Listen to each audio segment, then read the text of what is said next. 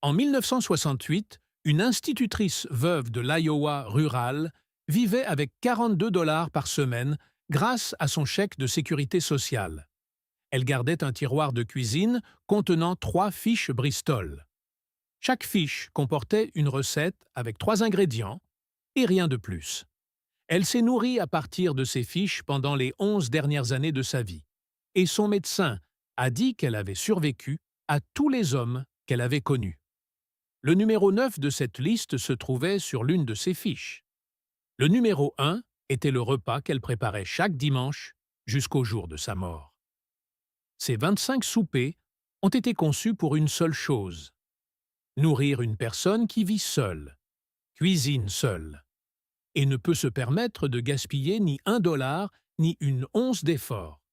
Décomptons les 25 soupers de pauvres à 3 ingrédients oubliés que les personnes âgées vivant seules doivent se rappeler. Top 25. œufs et tomates. Une boîte de tomates concassées, 2 œufs et un oignon. C'était toute la liste de courses pour ce que les grands-mères italiennes de Brooklyn appelaient le souper. Quand le portefeuille était vide et qu'il fallait quand même nourrir la famille, on coupait l'oignon en dés dans une poêle chaude, on le laissait ramollir, on y versait les tomates et on laissait mijoter pendant 10 minutes jusqu'à ce que le bouillon devienne épais et foncé. Ensuite, on cassait les œufs directement sur le dessus. On couvrait la poêle et on attendait 4 minutes. Les blancs figeaient dans la sauce tandis que les jaunes restaient coulants. Une personne âgée pouvait préparer cela assise sur un tabouret de cuisine en 15 minutes chrono. Une boîte de tomates coûtait 30 cents en 1972. 2 œufs valaient un nickel, 5 cents, servis sur une tranche de pain rassis. Le souper entier coûtait moins d'1/4 dollar et avait le goût d'une cuisine où se trouvait quelqu'un. Top 24. Thon et riz. Une boîte de thon, une tasse de riz et une boîte de velouté de champignons. C'était la trinité de la survie en semaine pour les veuves du Midwest rural à partir de la fin des années 1950. Le riz cuisait dans une casserole d'eau. La soupe y était incorporée directement depuis la boîte. Le thon était ajouté à la fin et réchauffé en 5 minutes. Un souper entier, assemblé à partir de 3 articles de garde-manger qui attendaient dans le placard depuis les dernières courses. Le riz gonflait et absorbait la crème. Le thon gardait sa forme, mais perdait sa sécheresse. Une boîte de thon coûtait 29 cents en 1968. Une boîte de riz valait un dime, 10 cents. C'était le repas qui nourrissait une personne le mardi, le mercredi et le jeudi à partir d'une seule casserole. Personne ne se plaignait, car personne ne regardait. Top 23. Choux et bacon. Un demi-chou, 4 tranches de bacon et un oignon. C'était tout le souper. Le bacon allait d'abord dans la poêle, fondant pour former une flaque de graisse qui ferait tout le gros du travail. L'oignon y allait ensuite, devenant translucide dans la graisse de porc. Puis le chou, déchiré plutôt que coupé pour des mains qui ne pouvaient plus tenir un couteau, était empilé sur le dessus et cuit à la vapeur dans sa propre humidité pendant 15 minutes jusqu'à devenir soyeux et doux. Le bacon était émietté par-dessus à la fin. Une livre de chou coûtait 12 cents en 1962. Les bouts et morceaux de bacon, ces restes bon marché que le boucher ne pouvait pas vendre au prix fort, coûtaient environ 30 cents la livre. C'était le souper qui donnait à une personne le sentiment d'être nourrie. Pas seulement rassasiée, nourrie. Il y a une différence. Top 22. Haricots sur toast. Beans on toast. Un souper en 5 minutes. Une boîte de haricots blancs à la sauce tomate. Baked beans. 2 tranches de pain grillé et une noix de beurre. Les Britanniques appelaient cela le thé. Les mères américaines qui l'avaient appris des épouses de guerre l'appelaient un miracle du mardi. On faisait bien griller le pain. On réchauffait les haricots dans une petite casserole jusqu'à ce qu'ils frémissent sur les bords. On beurrait généreusement les toasts et on versait les haricots directement dessus pour que le pain ramollisse en dessous sans devenir détrempé. 5 minutes du début à l'assiette. Une boîte de haricots coûtait 19 cents en 1965. Une miche de pain valait un quart de dollar, 25 cents. Pour une personne âgée avec des mains tremblantes et un mauvais genou, c'était un souper qui ne demandait rien et donnait tout. Des protéines grâce aux haricots, des glucides grâce au pain, des lipides grâce au beurre. Nutritionnellement complet presque par accident. Bon marché par conception. Top 21. Soupe de pommes de terre. 2 pommes de terre, russet, un demi-oignon et une tasse de lait. C'était toute la recette de la soupe qui a maintenu en vie les veuves des vallons des Appalaches, à partir de la Grande Dépression. On coupait les pommes de terre en dés, on les mettait dans une casserole avec l'oignon et juste assez d'eau pour couvrir, et on laissait mijoter jusqu'à ce que les pommes de terre se défassent. Ensuite, on en écrasait la moitié directement dans la casserole pour épaissir le bouillon. Le lait était ajouté en dernier, hors du feu, pour qu'il ne caille pas. Le souper entier coûtait environ 40 cents et en faisait assez pour 2 soirs. La texture était assez douce pour une personne sans dents. La saveur était assez chaleureuse pour donner l'impression d'avoir de la compagnie. C'était toujours ça l'astuce, pas seulement nourrir un corps, nourrir une personne. Top 20. Hot dogs et haricots. 3 hot dogs, une boîte de haricots au porc et un oignon. C'était le dîner le plus américain jamais inventé et le plus complètement oublié. On coupait les hot dogs en rondelles, on les faisait dorer dans une poêle à sec jusqu'à ce que les bords rebiquent, on y jetait l'oignon coupé en dés, puis on versait les haricots directement de la boîte par-dessus. 10 minutes de frémissement et la saveur de la saucisse s'infiltrait dans le jus des haricots, donnant à toute la marmite un goût fumé et doux. Les hot dogs coûtaient 49 cents le paquet en 1970. Une boîte de haricots coûtait 25 cents. Pour moins d'1 $, une personne âgée avait à dîner pour 2 soirs et un déjeuner pour le 3e jour. Les enfants qui venaient en visite mangeaient cela sans se plaindre. Les maris qui rentraient fatigués le mangeaient sans se plaindre. Les veuves qui le mangeaient seules à la table de la cuisine le mangeaient sans se plaindre non plus. Top 19. Soupe aux œufs filés. Une brique de bouillon de poulet, 2 œufs et un oignon vert. 60 secondes de cuisson. C'était là tout l'investissement. On portait le bouillon à forte ébullition. On battait les œufs dans une tasse à café avec une fourchette. On versait les œufs dans le bouillon bouillant en un mince filet continu tout en remuant lentement. Les œufs figeaient instantanément en rubans de soie dorée qui flottaient dans le bouillon comme de petits nuages. L'oignon vert était ciselé par-dessus. C'était le dîner qu'une personne âgée préparait quand elle était malade, quand elle était fatiguée, quand rien d'autre ne lui faisait envie. Le bouillon hydratait. Les œufs apportaient des protéines. Le bol entier se dégustait, chaud et réconfortant. Moins de 2 $, moins de 5 minutes. Un câlin dans un bol pour une personne qui n'avait personne d'autre pour lui en donner un. Voici ce que les livres de recettes omettent. Un dîner à 3 ingrédients n'est pas un compromis. C'est une philosophie. Quand on vit seul à 78 ans et que ses mains ne fonctionnent plus comme avant. Quand la liste de courses s'est réduite aux choses que l'on peut porter de la voiture à la cuisine en un seul trajet. Quand la table est dressée pour une seule personne depuis près d'une décennie. On ne cherche pas une recette avec 16 ingrédients et 2 pages d'instructions. On cherche quelque chose qui s'adapte à ce que sa journée permet encore. 3 ingrédients, ça passe. 3 ingrédients dont on peut se souvenir sans les noter.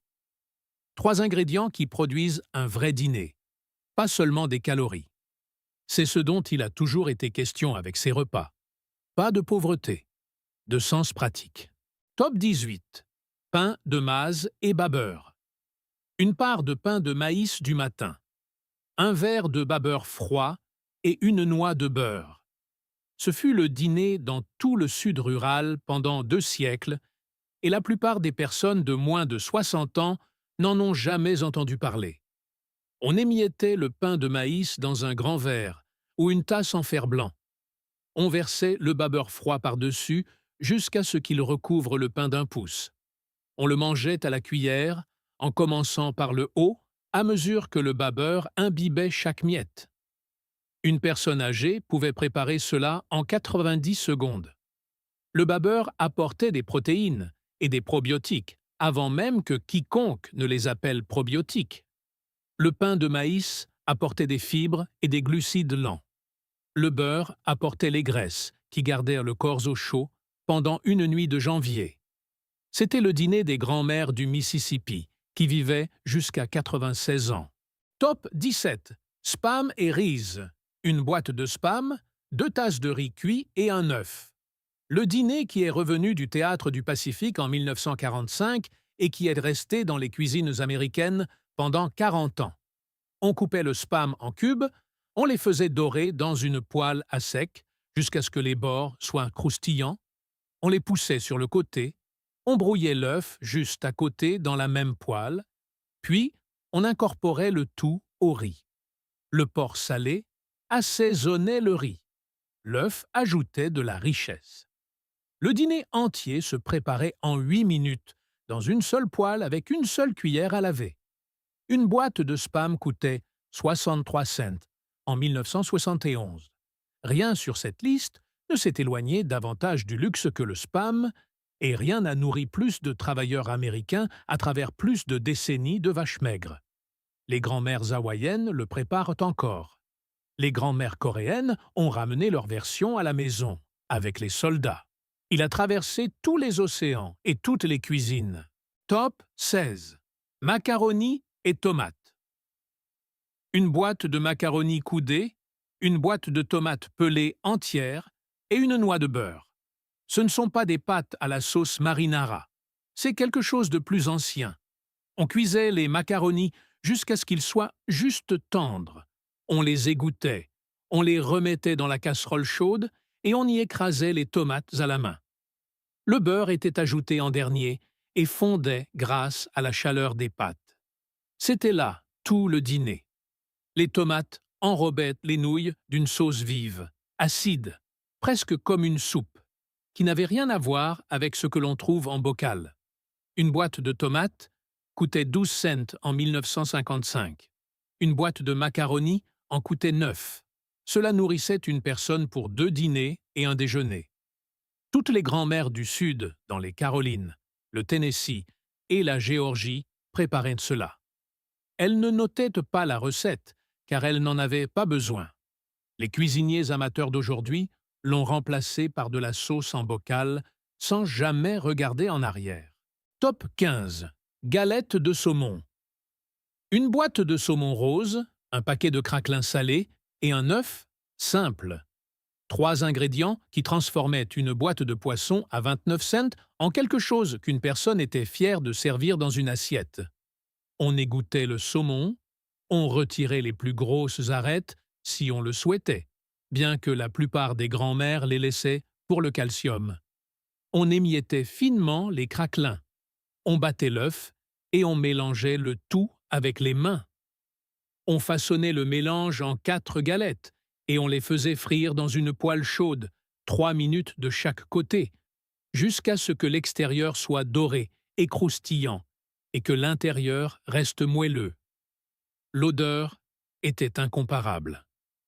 Fumée, océanique, légèrement beurrée grâce à la graisse des craquelins. Une personne âgée pouvait manger une galette pour le souper et en garder 3 au réfrigérateur pour la semaine. Les médecins recommandent aujourd'hui le saumon en conserve spécifiquement pour la densité osseuse chez les personnes âgées. Votre grand-mère le savait déjà. Elle appelait simplement ça le vendredi. Top 14. Gritte au fromage. Une tasse de gris, gruau de maïs moulu sur pierre, un bâtonnet de beurre et un bloc de cheddar fort. Le souper qui a permis au Sud rural de survivre à tous les ralentissements économiques à partir de 1930. On cuisait les grits à feu doux et lentement dans de l'eau salée pendant 40 minutes. jusqu'à ce qu'il gonfle pour devenir crémeux et tendre. On y incorporait le beurre, en remuant jusqu'à ce qu'il fonde en ruban. On râpait le cheddar par-dessus et on le mélangeait jusqu'à ce qu'il s'étire en fils dorés depuis la cuillère. Un sac de grits coûtait 40 cents et permettait de préparer le souper pour une semaine. Un bloc de fromage en coûtait 80. C'était le repas qu'une personne âgée préparait quand elle était trop fatiguée pour réfléchir. Mais qu'elle voulait quand même quelque chose qui avait le goût du réconfort, assez doux pour n'importe quelle dent, assez chaud pour réchauffer une personne de l'intérieur, assez riche pour donner l'impression d'être un dimanche, un mardi soir. Top 13. Sandwich au saucisson de Bologne, frites. 2 tranches de saucisson de Bologne, 2 tranches de pain et une couche de moutarde jaune. Le souper qui a nourri les ouvriers d'usine, les mineurs et les veuves de toute la ceinture industrielle. On coupait 2 petites encoches sur les bords du saucisson pour qu'il ne s'enroule pas. On déposait les tranches dans une poêle chaude et sèche et on les laissait cloquer et dorer 2 minutes de chaque côté, gonflant au milieu sous l'effet de la chaleur. L'odeur attirait les voisins à la fenêtre de la cuisine. Le saucisson de Bologne allait sur du pain blanc avec la moutarde. C'était le souper. Une livre de saucisson de Bologne coûtait 39 cents en 1968. Il n'y avait aucune honte dans ce sandwich, car tout le monde dans le quartier en mangeait. Les hommes le mangeaient après de longues gardes. Les enfants le mangeaient avant l'école. Les veuves le mangeaient seules à table, et appelaient ça le mercredi. Petite note, si vous voulez une collection complète, j'ai créé un livre de recettes avec 100 repas simples, tout comme ceux de cette liste.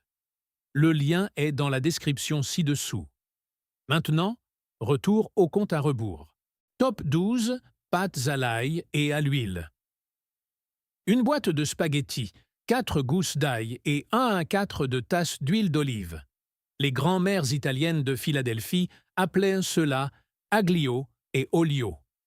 Les veuves irlandaises d'en face, qui l'avaient appris d'elles, appelaient simplement cela des pâtes. On faisait bouillir les spaghettis jusqu'à ce qu'ils soient presque tendres. Pendant qu'ils cuisaient, on coupait l'ail en tranches fines comme du papier et on le faisait croustiller dans l'huile d'olive à feu doux jusqu'à ce qu'il devienne d'un or pâle et que la cuisine sente comme une pizzeria. On égoutait les pâtes, on les jetait directement dans la poêle avec l'huile à l'ail et on les faisait sauter pendant 30 secondes jusqu'à ce que chaque brin soit brillant. Une boîte de spaghettis coûtait 25 cents. Une tête d'ail coûtait 10 cents. L'huile d'olive était la folie, mais une seule bouteille durait 6 mois. C'était le souper qu'une personne âgée préparait un vendredi soir et qui lui donnait l'impression d'avoir cuisiné quelque chose. Top 11. Haricots et riz. Une boîte de haricots rouges, une tasse de riz et une saucisse fumée. Le souper qui a bâti la Nouvelle-Orléans et nourrit discrètement la moitié du Sud américain. On coupait la saucisse en rondelles et on les faisait dorer dans une poêle sèche jusqu'à ce que la graisse fonde. On cuisait ensuite le riz dans la même marmite en utilisant le jus de la saucisse pour le parfumer. On versait les haricots directement de la boîte dans le riz pour les 5 dernières minutes. Toute la marmite était prête en 25 minutes et faisait le souper pour 3 jours. Une boîte de haricots coûtait 25 cents. Une saucisse fumée coûtait 80 cents, soit moins de 1,50 $ pour 3 soirs de souper qui avaient le goût d'une cuisine de rue de la Nouvelle-Orléans un mercredi. Louis Armstrong signait ses lettres « Red beans and ricely yours » haricots rouges et risement vôtres. Un homme qui n'a jamais oublié ce qui l'a nourri. Top 10. Tuna melt. Une boîte de thon, une tranche de pain et une tranche de fromage américain. Le souper de dîner typique qui s'est invité dans un millier de cuisines. Vous égouttiez le thon, le mélangiez avec la mayonnaise que vous aviez sous la main, l'empiliez sur le pain, posiez le fromage à plat par-dessus, et glissiez le tout sous le grill pendant 90 secondes jusqu'à ce que le fromage fasse des bulles et dore sur les bords. C'était le souper. Le pain devenait croustillant en dessous. Le thon était bien chaud. Le fromage s'étirait en longs fils à chaque bouchée. Une personne âgée pouvait préparer cela sans rester debout plus de 2 minutes. Une boîte de thon coûtait 29 cents. Une tranche de fromage coûtait 500. Ce souper ressemblait à un plat de comptoir de casse-croûte et coûtait moins cher qu'un rouleau de timbre. Il n'y avait rien de modeste dans son goût. Absolument rien de modeste. Voici quelque chose que l'industrie alimentaire ne mettra jamais en avant. Le supermarché fait payer le prix fort pour la complexité. Un repas surgelé avec 12 composants sur le plateau coûte 8 dollars. Or, la même valeur nutritionnelle obtenue à partir de 3 ingrédients du placard coûte 80 cents. Le calcul est sans appel. La commodité est la chose la plus chère au supermarché et les personnes âgées à revenus fixes sont celles qui peuvent le moins se le permettre.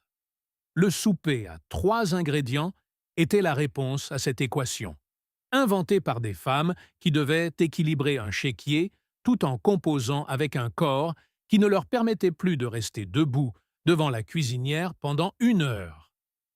Elles ont compris quels étaient les 3 ingrédients les plus efficaces.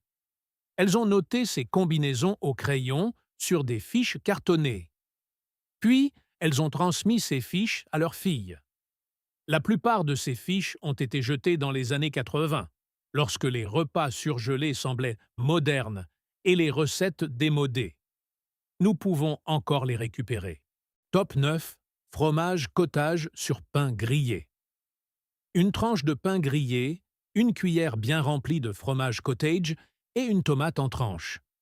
Cela figurait sur l'une des fiches cartonnées dans le tiroir de cette institutrice de l'Iowa. Elle en a mangé 3 fois par semaine pendant plus d'une décennie.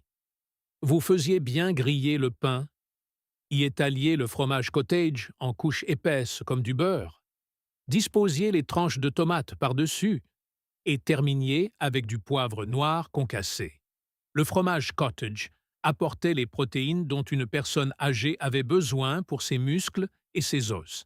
La tomate fournissait la vitamine C qui prévenait le scorbut hivernal. Le pain grillé donnait la structure. Un pot de fromage cottage coûtait 49 cents en 1968 et permettait de préparer 12 soupers. Aujourd'hui, les médecins recommandent exactement cette combinaison aux personnes âgées qui essaient de maintenir leur poids et leur force. L'institutrice l'avait compris, sans l'aide d'un médecin. Elle avait simplement trouvé ce qui la maintenait en vie. Top 8. Kielbasa et choucroute.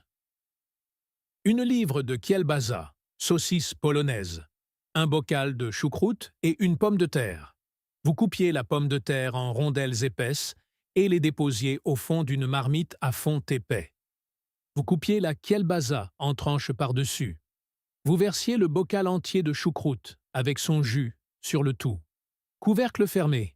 Feu doux. 40 minutes. C'était toute la recette.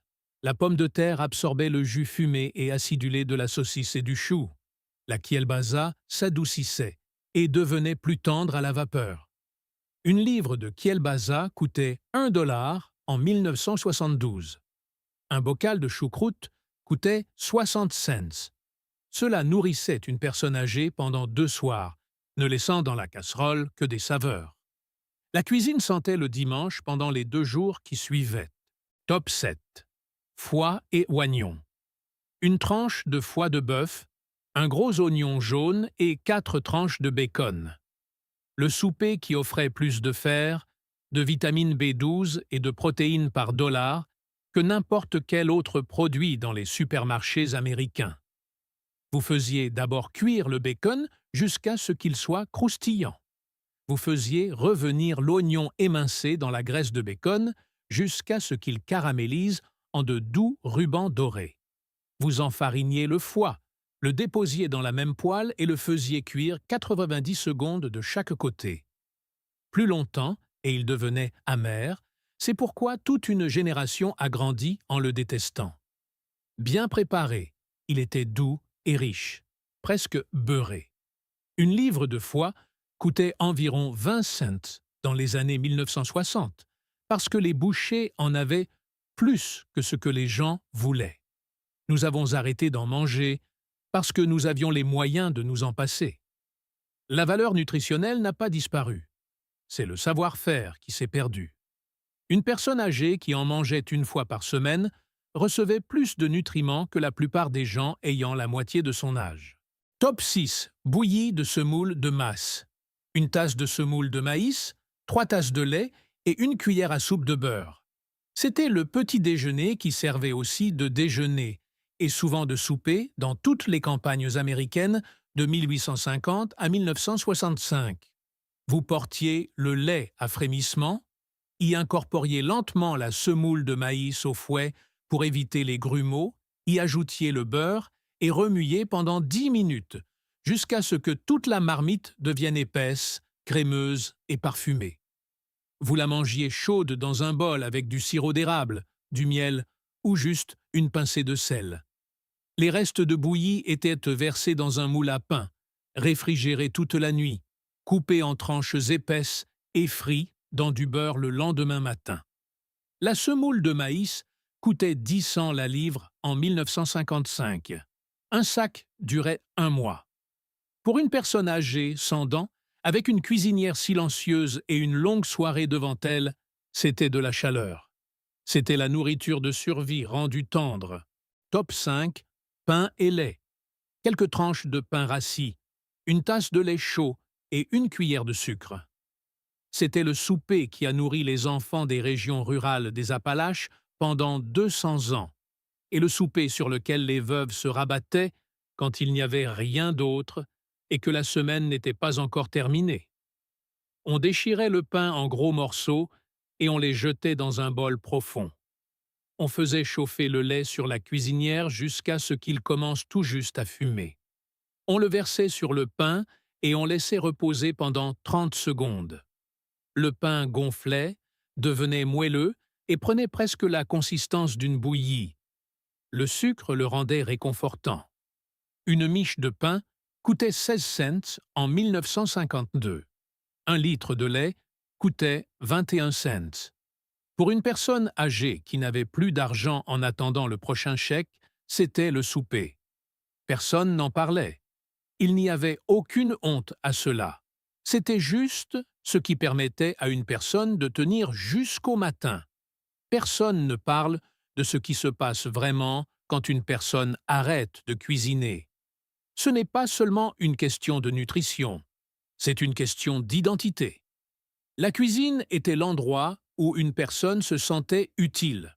Quand les repas s'arrêtent, l'utilité s'arrête. Quand l'utilité s'arrête, quelque chose d'autre commence aussi à disparaître. Ces soupers à 3 ingrédients n'ont jamais eu pour seul but d'économiser de l'argent. Il s'agissait de préserver l'acte de cuisiner, quand tout le reste le faisait paraître inutile. 3 ingrédients signifiaient qu'une personne âgée pouvait encore préparer un repas, pouvait encore mettre la table, pouvait encore se nourrir de ses propres mains et appeler cela un souper, au lieu d'abandonner et de manger des biscuits salés dans son fauteuil. La dignité de la chose était tout l'enjeu. La nourriture n'était que le moyen. Top 4. Soupe aux pois cassés. Un sac de pois cassés, un os de jambon de reste et un oignon.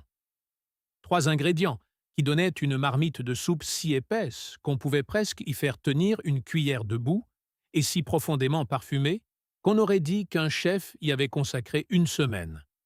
On plongeait les pois, l'os et l'oignon coupés en dés dans une marmite d'eau et on laissait mijoter pendant 2 heures, sans aucune surveillance.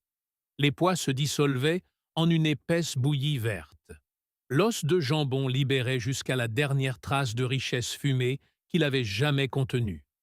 Un sac de pois cassés coûtait 29 cents en 1965. L'os de jambon était gratuit, un reste du dimanche. Cette soupe nourrissait une personne âgée pendant 4 jours et s'améliorait à chaque fois qu'elle était réchauffée.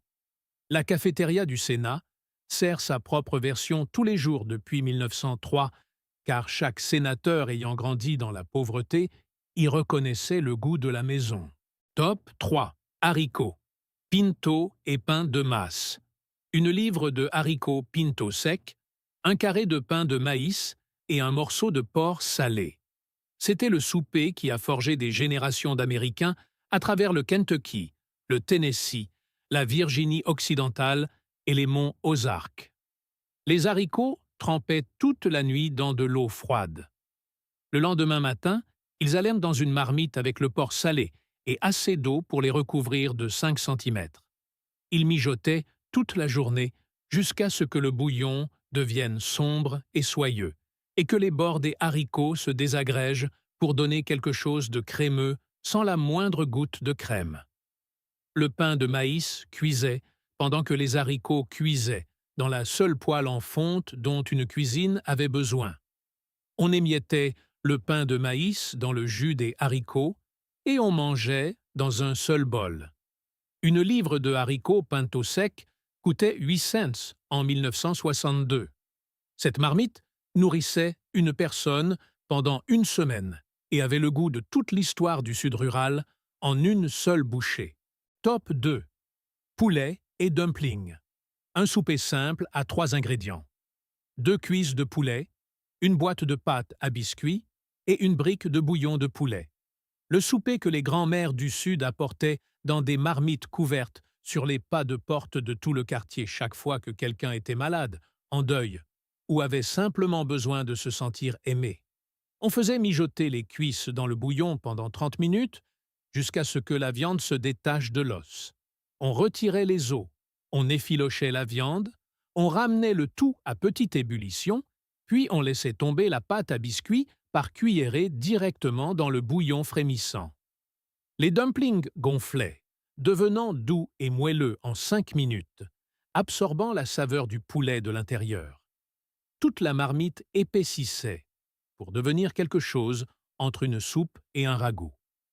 2 cuisses de poulet coûtaient $1. Une boîte de pâte à biscuits coûtait 80 cents. Avec $3, on préparait un souper pour 3 soirs, ce qui rappelait à une personne âgée mangeant seule que quelqu'un, quelque part, avait l'habitude de lui préparer cela aussi. Top 1. Poulet et riz. 2 cuisses de poulet, une tasse de riz et une brique de bouillon de poulet.